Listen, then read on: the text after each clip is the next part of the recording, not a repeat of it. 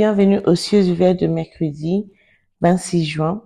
Aujourd'hui, nous allons parler sur le sujet « Dieu vous rendra puissant ». Avant de commencer, prions ensemble. Père éternel, nous te louons, nous magnifions ton nom, nous te levons très haut.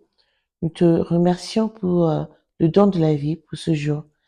Seuls le vivant peuvent te louer. Seigneur, accepte notre louange aujourd'hui au nom de Jésus.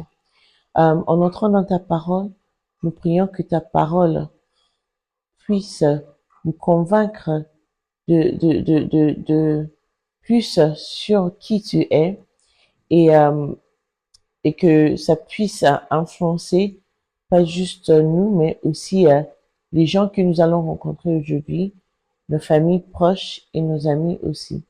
Père éternel, merci. Au nom de Jésus, nous allons prier. Amen. Donc aujourd'hui, notre verset à mémoriser est tiré de 2 Pierre, chapitre 1, verset 3. Et je lis. Comme sa divine puissance nous a donné tout ce qui contribue à la vie et à la piété, au moyen de la connaissance de celui qui nous a appelés par sa propre gloire et par sa vertu. Lisons aussi notre passage de référence, Ésaïe 41, versets 10 à 13. Lisons ensemble Ésaïe 41, versets 10 à 13. Ne crains rien, car je suis avec toi. Ne promène pas des regards inquiets, car je suis ton Dieu. Je te fortifie. Je viens à ton secours. Je te tiens de ma droite triomphante. Voici, ils seront confondus, ils seront couverts de honte, tous ceux qui sont irrités contre toi. Ils seront réduits à rien, ils périront, ceux qui disputent contre toi. Tu les chercheras et ne les trouveras plus.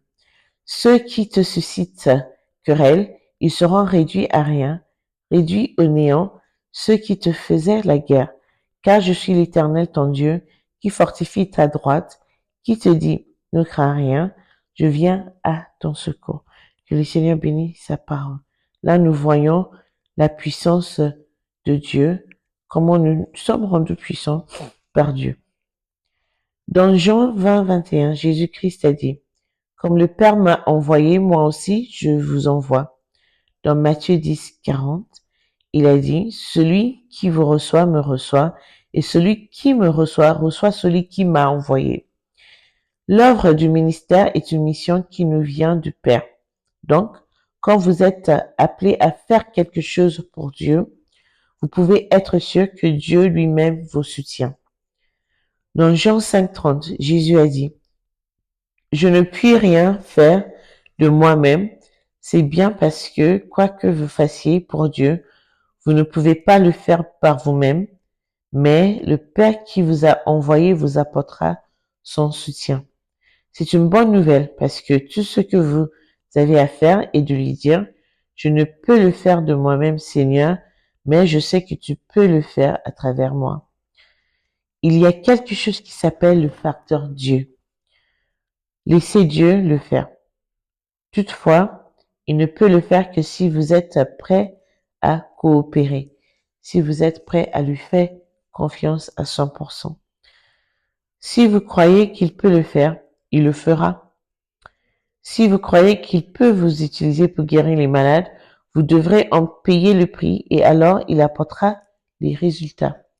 Quelle que soit la tâche que Dieu vous donne qui semble impossible, parlez-en avec lui.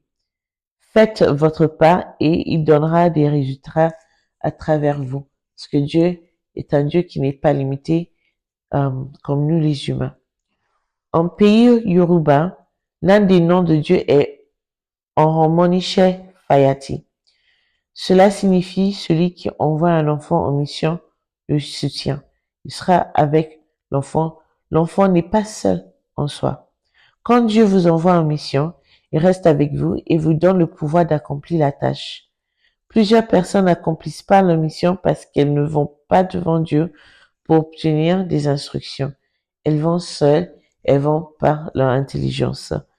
Elles commencent bien et bel et bien le travail, mais elles prient à peine pour être guidées, alors que c'est dans la prière que Dieu leur donnera des instructions sur chaque pas à faire. Elles continuent à tout faire pour que le travail réussisse. Mais quand il est temps de prendre des décisions, elles ne demandent pas à Dieu les meilleures décisions à prendre.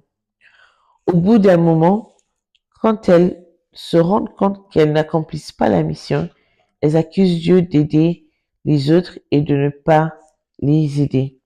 Il faut faire confiance à Dieu parce que Dieu n'est pas limité comme nous les êtres humains. Il n'est pas limité par le temps, par l'espace, ni par la chair.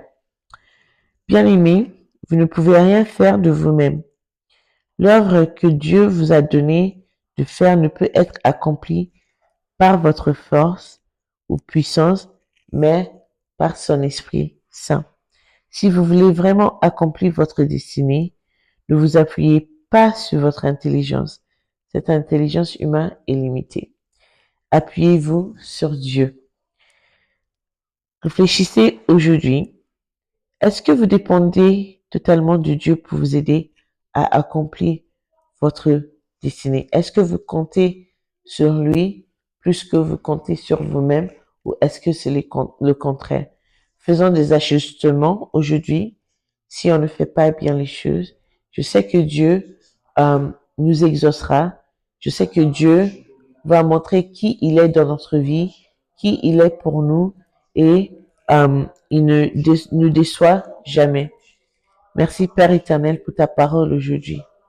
Puisque ta parole nous changera puissamment pour nous rapprocher de toi, pour démontrer ta puissance dans notre vie.